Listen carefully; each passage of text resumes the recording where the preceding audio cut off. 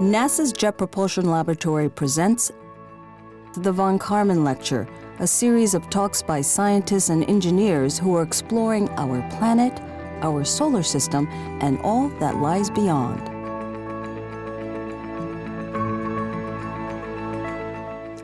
Good evening, everyone. My name is Gregory Smith from Jet Propulsion Laboratory's Communications and Education Directorate, and I'm thrilled to be your host for this very special edition of the Von Karman series, Fixing Voyager, How NASA Restored Communications with Voyager 1 from Across the Solar System. The twin Voyager spacecraft launched in 1977, specifically timed to take advantage of a rare planetary alignment of our solar system's four gas giants, Jupiter, Saturn, Uranus, and Neptune, which occurs only every 175 years. This grand tour, as it is called, produced profound scientific discoveries, and Voyager 2 still remains the only spacecraft to do close-up flybys of both Uranus and Neptune. Following their planetary missions, each Voyager headed out of the ecliptic plane of the solar system and into interstellar space, headed towards the distant stars in perpetuity. In November 2023, Voyager 1 suddenly and unexpectedly stopped sending scientific data back to Earth. Today we'll learn how the Voyager team at JPL, both current and retired, used decades of experience to solve the problem.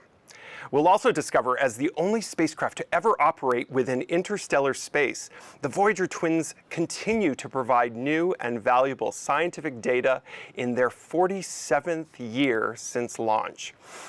To sort through the myriad of questions we hope to receive from you, our viewers, we have my friend and fearless co-host, Media Relations Specialist here at JPL, Calla Cofield. Hi, Calla.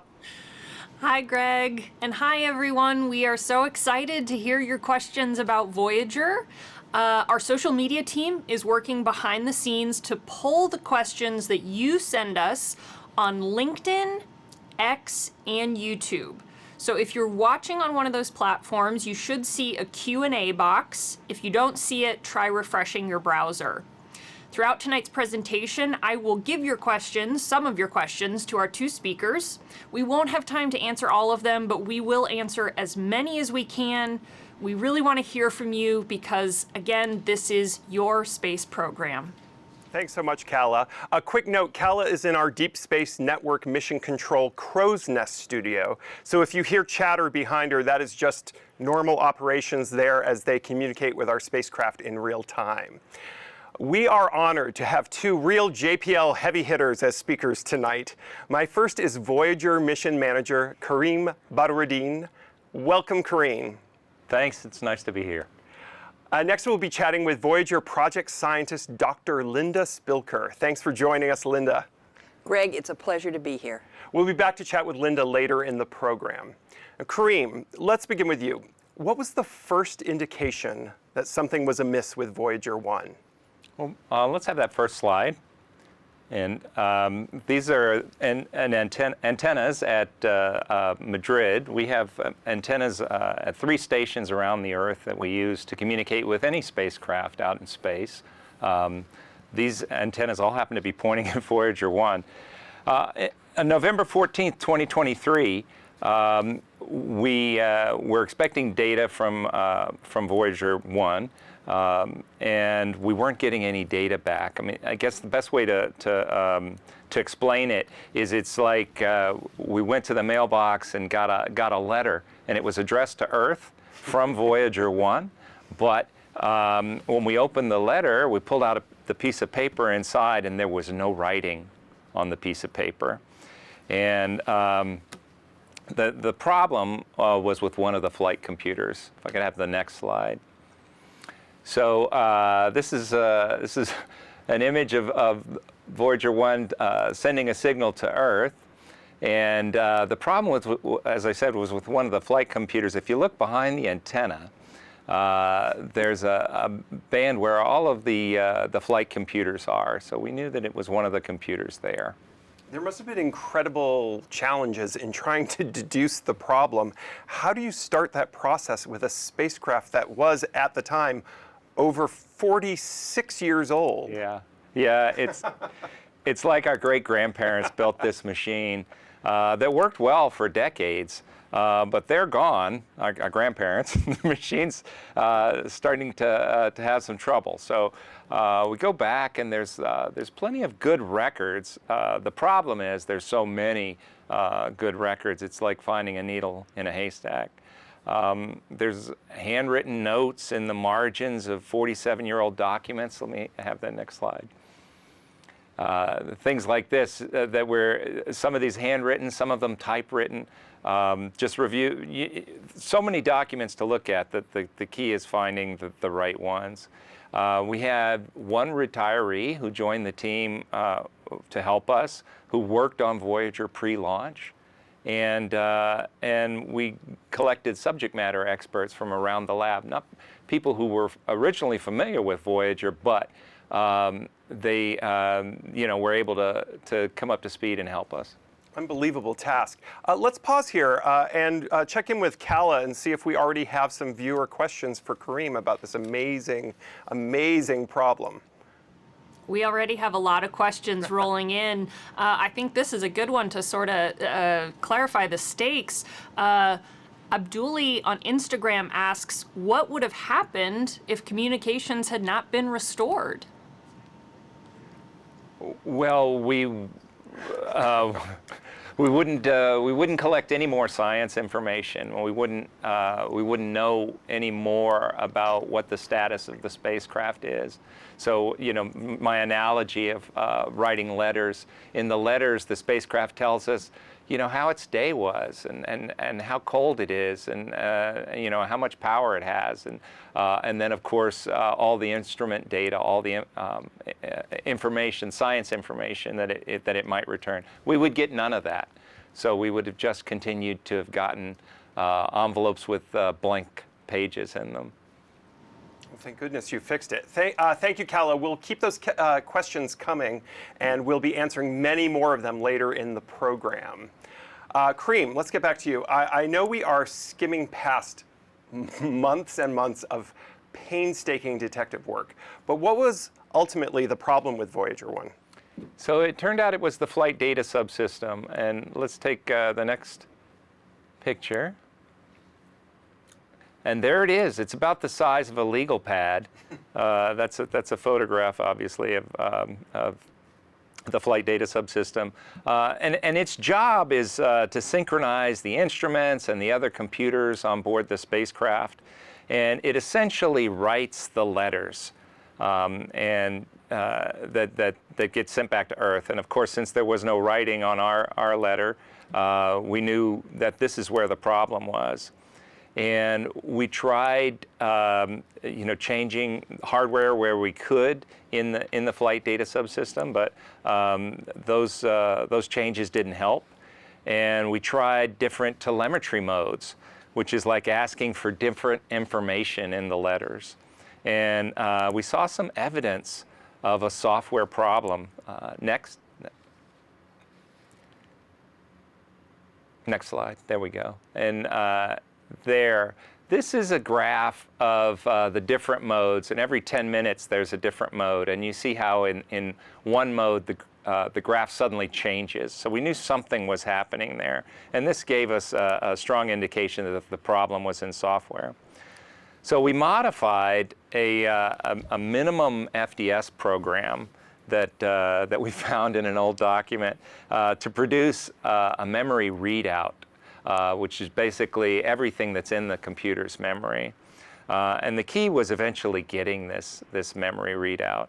And we knew what the information should be, and so we compared what it actually was to what it should be, and discovered there was a corrupted block of 256 words, which was one integrated circuit that caused all the trouble.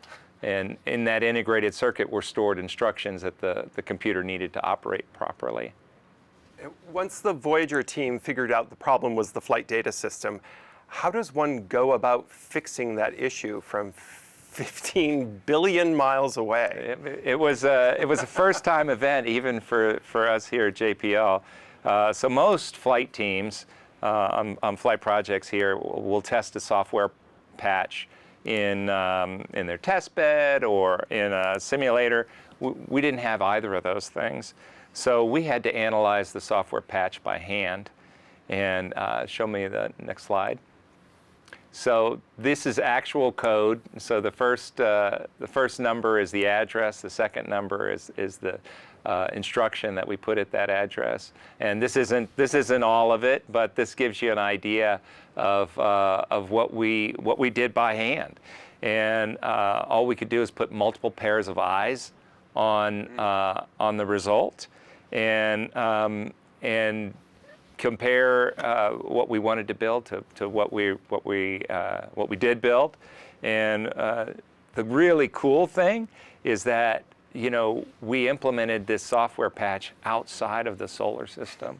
I mean, this is something that at JPL, we build programmable spacecraft, and so we do make these kind of updates all the time on all our spacecraft, but this was the first time that we did it outside of the solar system, and so we like to think of ourselves as space cowboys.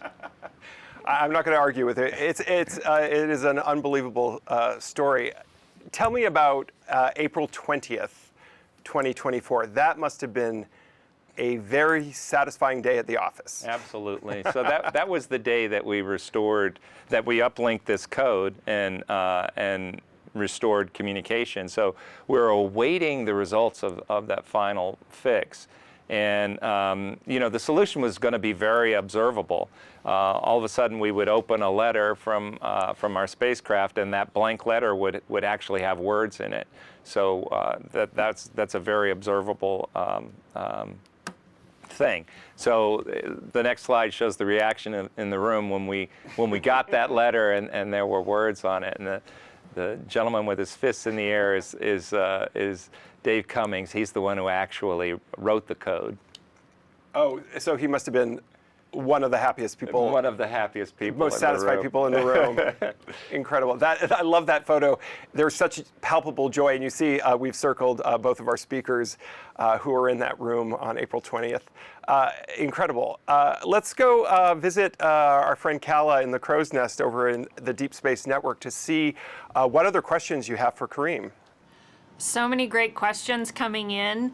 All right, how strong is the signal that Voyager is receiving? How strong is the signal from Voyager, and how strong is the signal that we are transmitting to talk to Voyager? And as a reminder, these spacecraft, Voyager 1 is 15 billion miles away. So can you talk about the strength of that signal and how the DSN plays into that? Yeah, so the signal's the transmitted signal is very weak. It's on the order of 20 watts, I think. The signal that we uplink with is much stronger. The signal we uplink with is 100 kilowatts. And the antennas help us. The signal that's coming from the spacecraft is about on the order of a refrigerator light bulb from 15 billion miles away. The same amount of energy. And the way we receive it at Earth is with lots of surface area. So big antennas, and using more than one antenna helps us. In fact, I could add I think a related... No, go ahead. Sorry. Oh no, Linda, please. I could add, it's very interesting. We're so far away, 23 hours at the speed of light for a signal to reach us here at the Earth. And by the time that signal gets to us, it's a billionth of a watt. So listening for a whisper in space, which is why we need these giant antennas to pick it up.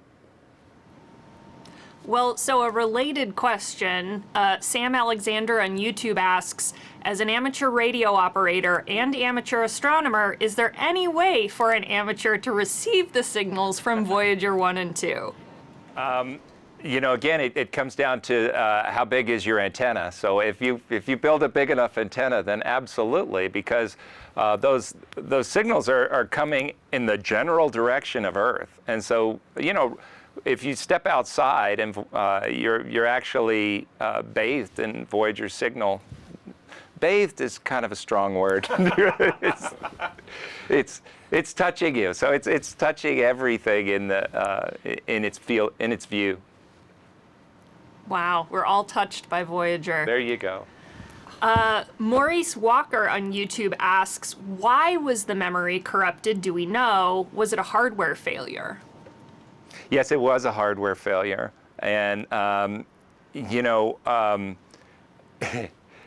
parts break, computer parts break. And we actually, have an expectation that more parts may begin to break, just like this. So it was an electronic part failure, not unexpected after all these years.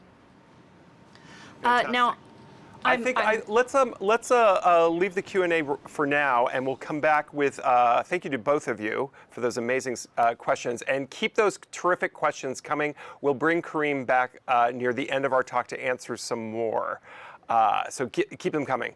Now, let's turn to Voyager project scientist, Dr. Linda Spilker. Linda, you've been with the Voyagers on and off since 1977. I imagine it must be incredibly challenging to choose, but could you please give us some of your favorite highlights from their decades of incredible exploration throughout our solar system? Certainly, I'd love to do that, Greg. Well, first slide, please.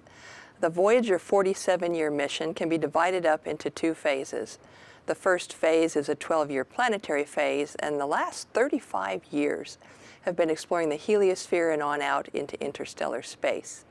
In the next slide, you can see the Voyager trajectory, this special mission launched in 1977, Voyager 2 on a slightly faster trajectory, but soon passed by Voyager 1. Both spacecraft arrived at Jupiter in 1979, just 2 years later. Voyager 1 approached Saturn in 1980, followed by Voyager 2 in 1981. And Voyager 1 was bent north out of the ecliptic plane after its visit by Saturn, leaving Voyager 2 to visit Uranus in 1986 and Neptune in 1989. Flying close to one of Neptune's moons, Triton, Voyager 2 was bent south of the ecliptic plane. If we look at the next slide, we'll see some of my highlights. It's really hard to pick between all of the great Voyager discoveries. So what I tried to do is pick out one discovery that I really liked in the 4 different flybys. And at Jupiter, it was Io's volcanoes. In the image on the left, you can see a lava flow in this picture taken by Voyager. We were so close. And on the right, you can see that blue plume at the limb, and it's actually volcanic material erupting out of Io. And if you look toward the bottom left of Io's image, you can see a fuzzy spot, and that's a volcano erupting, the material falling down in a ring around Io. Next is Saturn. Of course, Saturn's rings. In the next image, you can see Saturn's rings. And Saturn's rings were really incredible, the detail that the Voyager images sent back. Here are all these icy particles orbiting together and interacting in a cosmic dance of sorts, creating this beautiful structure. And Voyager discovered dark, finger-like spokes of dust elevated above the B ring shown here, circling around with the rings. Next comes the Uranus flyby, and in the next slide you can see Miranda. It's an icy moon of Uranus. It's only 290 miles across, and yet tiny Miranda had cliffs 12 miles high, and it even had canyons 10 times deeper than the Grand Canyon on the Earth. And we think that a giant impact hit Miranda, broke it apart, and the pieces came back together in kind of a jumbled configuration, giving us the view that we saw with Voyager. And in the next slide, you can see the final flyby, Neptune. And Neptune's moon Triton was the star of the show. A moon the size of the planet Mercury, captured object in an inclined retrograde orbit, and with these dark streaks at the South Pole, active geysers on a moon so far from the sun. And that terrain just above the cap at the pole there got nicknamed cantaloupe terrain because it looked like the skin of a cantaloupe. Well, in the next slide, we can see that the Voyager planetary phase ended with a very special set of images. Voyager 1 above the ecliptic looked back and took a family portrait of the planets it could see, and one of them was this pale blue dot, a picture of the Earth caught in a sunbeam. And this was taken on Valentine's Day in 1990 and marked the beginning of the Voyager interstellar mission. That is one of the great photographs, that pale blue dot. In 1990, the Voyager twins entered the Voyager interstellar mission. How does this differ from their previous exploration? Where the planetary flybys were really oriented on the pictures and spectra from remote sensing, in the next slide you can see the focus was quite different, that we were actually measuring the fields and particles as we went out through the heliosphere into interstellar space. And you can see in this slide here the paths of the two Voyagers, Voyager 1 north of the ecliptic, Voyager 2 south of the ecliptic plane. And what it was measuring is this wind coming from the sun, the solar wind, charged particles and gas flowing at high speeds from the sun inside that dark blue ring. Next, you'll see that at the boundary of this ring was something called the termination shock. And this is the boundary at which the solar wind starts to slow down to much slower speeds. And next, you'll see that it was going through in the next portion the heliosheath. After going through the heliosheath and slowing even more, it approached the next boundary that we can see here. That's the heliopause. This whole structure is moving through space, and so the heliopause is that boundary where the solar wind comes in contact with the interstellar medium. And the two Voyagers just happened to be going out the nose of the heliopause. And Voyager 1 crossed into interstellar space in 2012, and Voyager 2 crossed 6 years later in 2018. Once you're in interstellar space, the first thing you encounter is a bow shock, a boundary, the very local interstellar medium. And a good analogy is like the bow of a ship going through water, and you can see the waves created in front of that bow. And this is the bow shock, or very local interstellar medium. And finally, on the far right, the pristine interstellar space. In the next slide, you can see an example of what the heliosphere would like, and this is the heliosphere in your kitchen sink. Now imagine the water flowing down creates the solar wind, that water coming out from the sun. So you've got this supersonic or fast-flowing solar wind. You can see the termination shock boundary in the water, the heliopause where the bubbles die out, and then interstellar space, which is the calm portion of the sink. And if we show a movie in the next slide, what you can see is what that heliosphere looks like in your sink. And you can see the fast-flowing water hitting that boundary of the termination shock, and finally the heliopause. So this is really a fun experiment to do. I don't think anyone watching is ever going to do dishes the same way. I think a lot of our viewers may be surprised that the Voyager twins are still doing hard science out there. What types of data are you collecting since they exited the heliosphere? Well, in the next slide, we can see that there are 5 science instruments still operating on Voyager. And the first is the magnetometer. The instrument is at the end of a long boom. It measures the intensity and direction of the magnetic field, and we want it to measure interstellar space, not the fields generated by the power on board Voyager. The next instrument is the plasma wave subsystem. It's a pair of long antennas that actually measure the radio waves that we see in space. And these radio waves can come from huge solar events that actually reach the heliopause and go out and can be detected. The next instrument is a low-energy charged particle instrument. It measures low-energy cosmic rays, protons, electrons, and molecules. It actually can step and measure in 8 different directions. The next instrument is the plasma spectrometer. It's measuring the composition, the density, and the temperature of the plasma in the interstellar medium. And then we have the cosmic ray spectrometer, measuring the highest energy cosmic rays. These cosmic rays and particles are coming from large supernova explosions from other stars. Next, we can see at the PLS instrument, we actually have both instruments turned off now and just have 4 instruments operating on each spacecraft. And we did this for power reasons. If we look to the far right, you can see that there's a little scan platform with a series of instruments on board. And that scan platform moved, and on board that is the cameras that took all the beautiful pictures that I showed. And very early into the interstellar mission, we turned off the instruments. on the scan platform to conserve power. And there's a lot of interesting science. I'll just give you a few of my favorite highlights from the interstellar mission thus far. One had to do with the cosmic rays.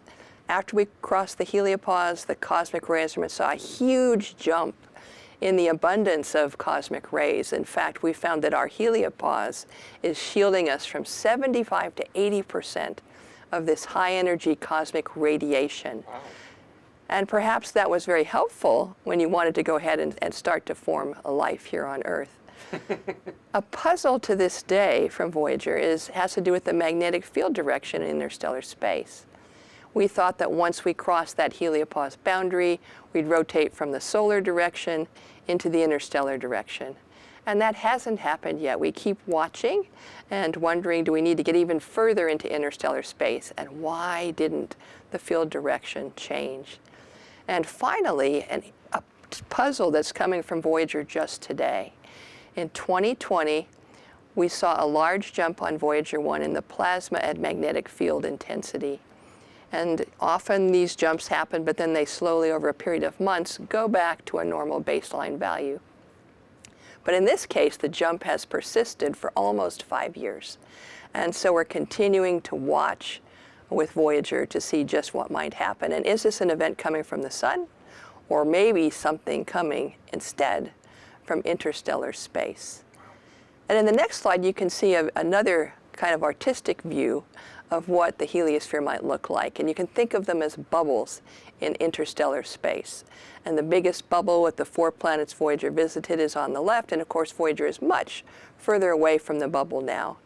And you can see other smaller bubbles inside of which you have a star with its own planets.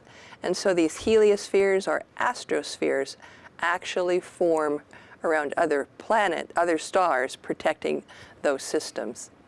Now, if you look at the night sky, you'll notice that it's very dark in between the stars that we can see. So with human eyes, we aren't really seeing what Voyager is seeing in interstellar space.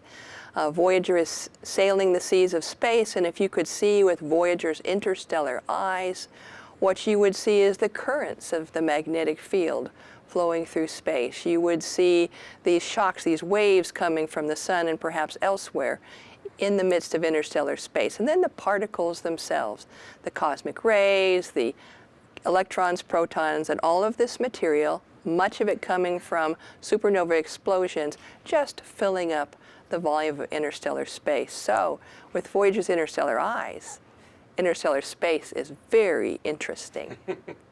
Linda, you have such a rich history with Voyager. What most excites you about the future of Voyager's mission? Well, Voyager has an interesting future ahead, but in the next slide, let's just go back to the past briefly. Yes. And I'll show you some pictures from my time, my 12 years on Voyager for the planetary flybys. The picture on the left is from 1979. I'm seated, and we're looking over a Saturn flyby timeline, getting ready for the next planet that Voyager would encounter. And the picture on the left is after the planetary mission is over. We're celebrating the successful flyby of Neptune. And this is with my colleagues. I worked with the infrared instrument on the scan platform. And these are the other 3 individuals, Candy Hansen and Sue Linick at the top, Bob Nelson and myself. And I love this picture because we very consciously put our heads at the locations of our scan platform instruments. And so that's a wonderful, wonderful memory for me. In the next slide, you can see the Voyager science leadership today. I'm in the light blue shirt in the middle there. Next to me is Susie Dodd, the project manager, my deputy, Jamie Rankin, and then the other individuals are the principal investigators on the various science instruments, the leads for the science instruments, and there's also a NASA representative there as well. And now for Voyager's future, the next slide. Where's Voyager headed and what lies ahead? Well, in the coming years, as we are slowly turning off the science instruments, with 4 watts less power per year on Voyager, there'll come a time when we don't have enough power to power even a subset of science instruments and point the high gain antenna at the Earth, because this takes a lot of activity on the spacecraft. And when that day comes, we can no longer point at the Earth, then the 2 Voyagers become our silent ambassadors to the Milky Way. And they'll circle our Milky Way galaxy once every 225 million years.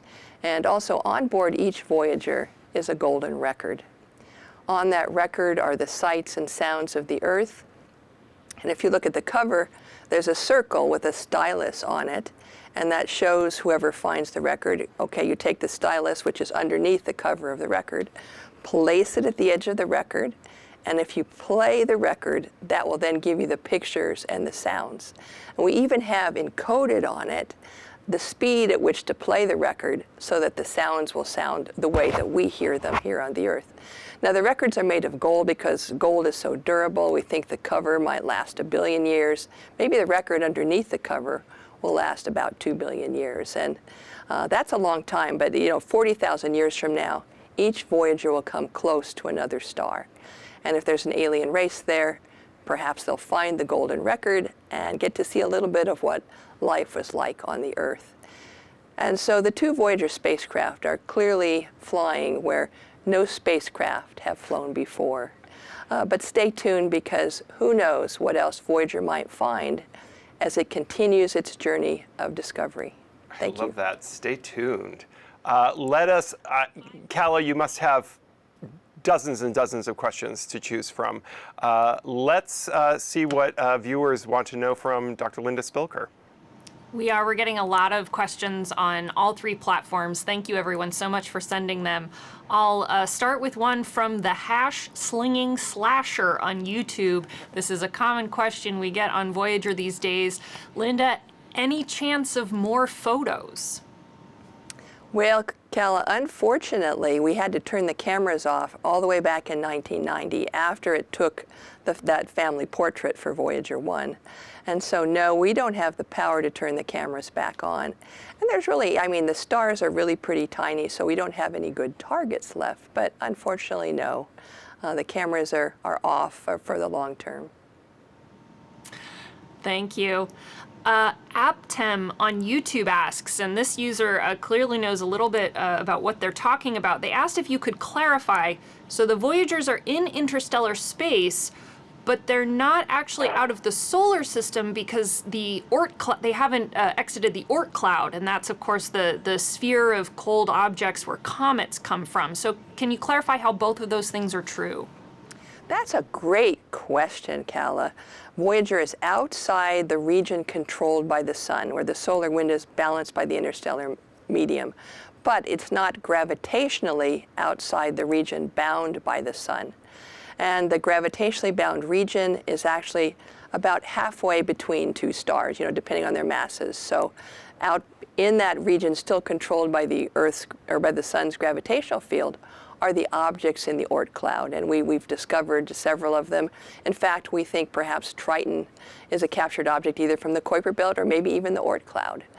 So gravitationally, it will take a long time. In fact, if we go to my first backup slide, this will give you an idea of the scale of what you're talking about. So here you can see the 2 Voyagers, you can see the heliopause, and where interstellar space begins, and yet the Oort cloud, this is a scale, that's not linear. You can see how huge the Oort cloud is, and then some of the distances out to the nearby stars.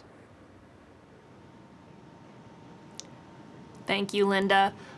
Reza on LinkedIn asks a question that a couple of people are asking variations on. Essentially, given the distance to Voyager, how much longer would we be able to communicate with it, and will the power source on the Voyagers run out before that happens? Well, the Deep Space Network, we've gotten very clever at combining multiple stations. So we use not only the big 70-meter dish, but the smaller 34 dishes. And I think it's very likely that the power will run out before our ability to put together all of these stations runs out. Let's bring Kareem back into the Q&A, and if you'd like to add anything, I don't want to put you on the spot, but if you want to add anything to that.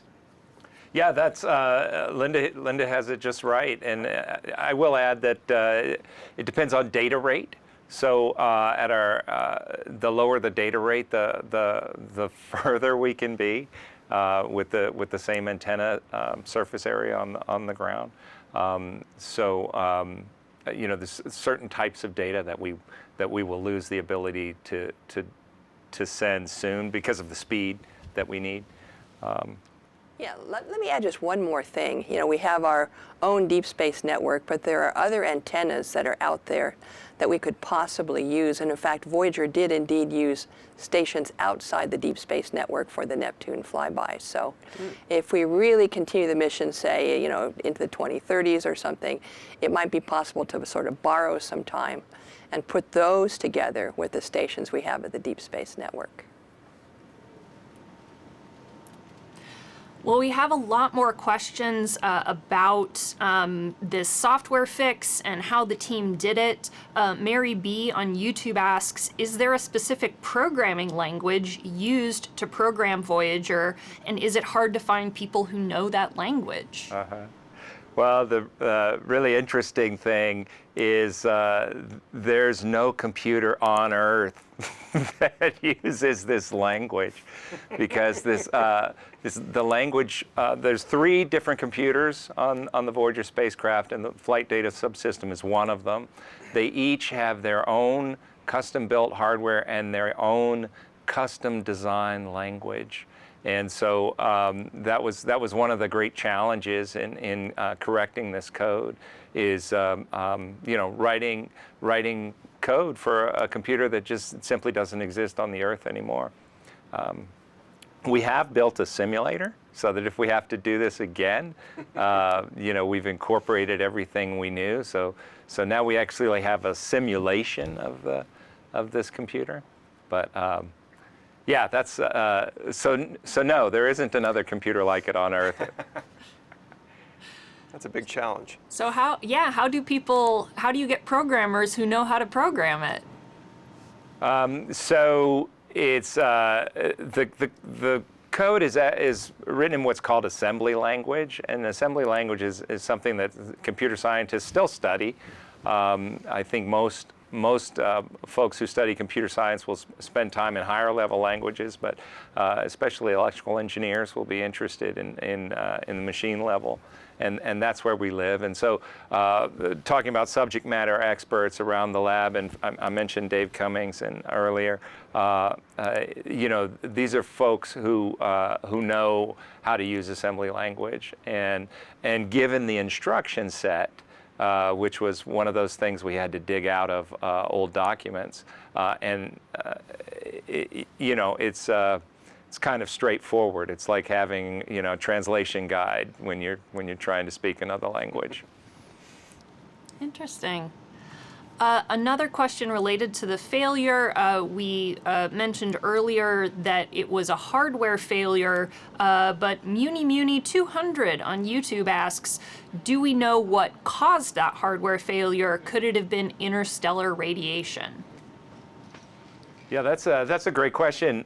We don't know the cause, and it could have just been, a part gone bad. I don't know if that's ever happened to you with an electronic device.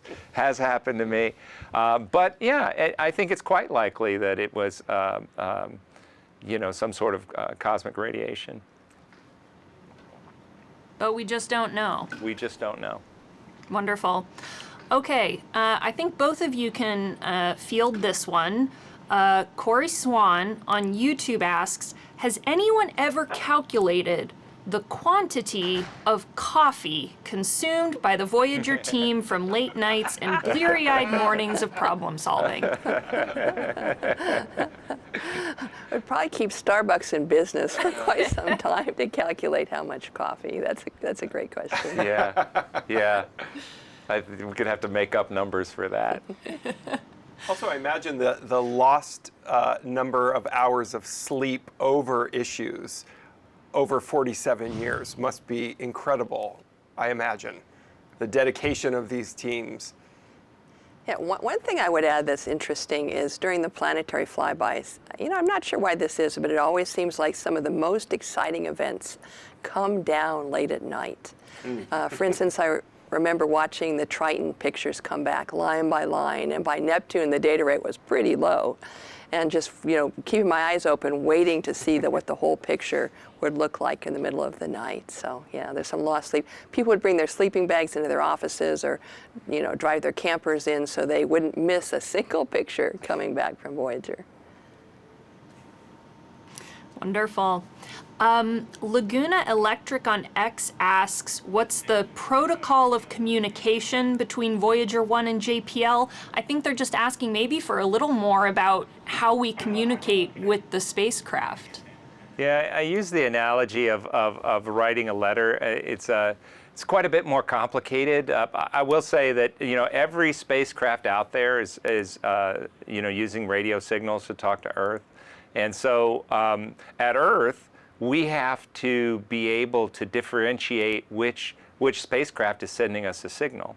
So the signal starts with alternating ones and zeros, so that we can pick it up at Earth.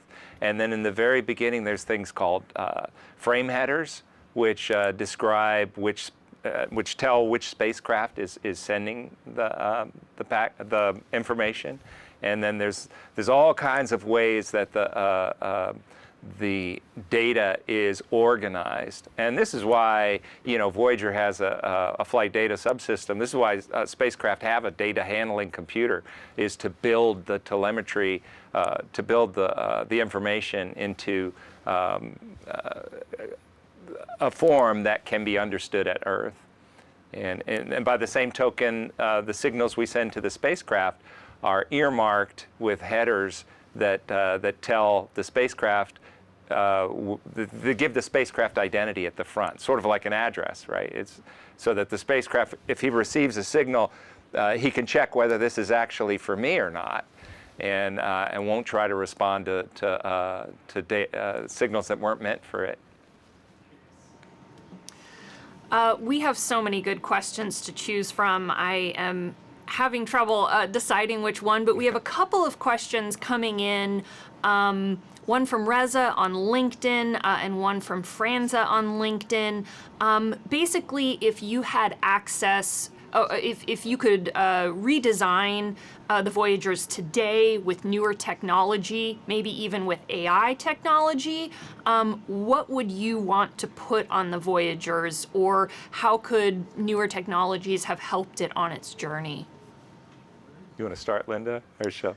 Well, I think on the science side, we can now make instruments that are so much more capable and lighter weight that you could really almost carry, instead of 10 instruments, which Voyager initially had, you could probably carry many more sophisticated instruments to send back that information.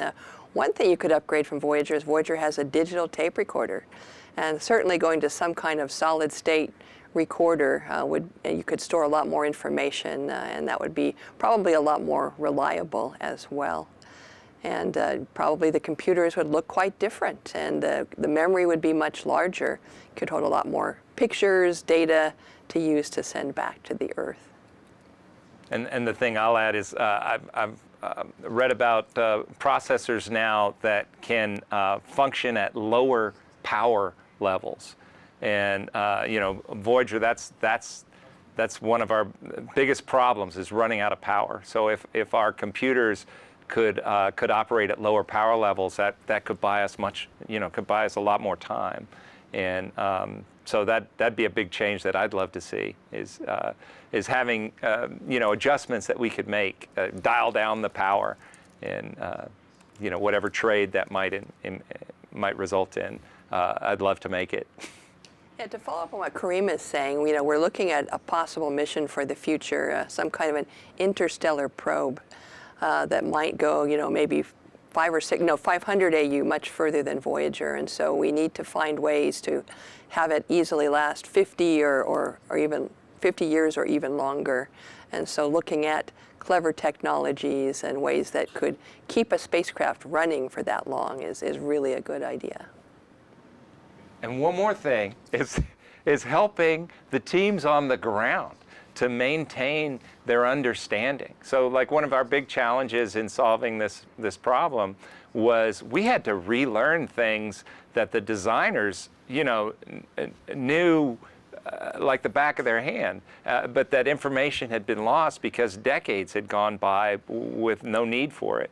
So speaking of using AI and things like that, I'd love to make the flight team smarter and just give it more access to that information that's going to help it when problems start.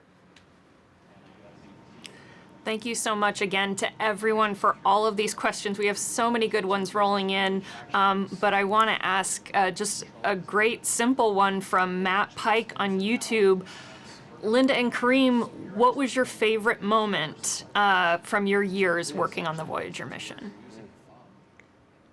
Wow, that is really a tough one to pick one out. Yeah, I would probably say one of my very favorites was watching those images come back of Neptune's moon Triton, and knowing that I was seeing a world that was really only a pinpoint of light in Earth's telescopes, and seeing and pondering about how could you get a world that's active that far away from the sun, and just so completely unique to see that. And then, of course, as a ring scientist, there are lots of wonderful ring discoveries that Voyager made as well. But it's a tough question. And for me, it has to do with solving this anomaly. It's hard to pick out one moment, but I can say, the epiphanies that came about as we, unwrapped the mysteries or solved the mysteries of how the flight computers work, and how the code is written, and how the higher level code that runs on the computers works. So just each time we solved a flight software problem, a flight software mystery, a flight software puzzle was just such a oh my, and it gave me energy to keep pressing on. I felt like I was making progress each time I learned something like that. Well, my friends, I hate to be the bad guy. I'm afraid that is all the time we have for tonight, our last Von Karman talk of 2024. I want to first thank my incredible speakers, Kareem and Linda. It is an honor to have collaborated with you over the past weeks on this talk and to share your work on Voyager that will continue to inspire generations to come. To my wonderful co-host, Kala, for choosing such terrific questions, and I know you had thousands of them. I am so grateful that you are on our team. Thank you.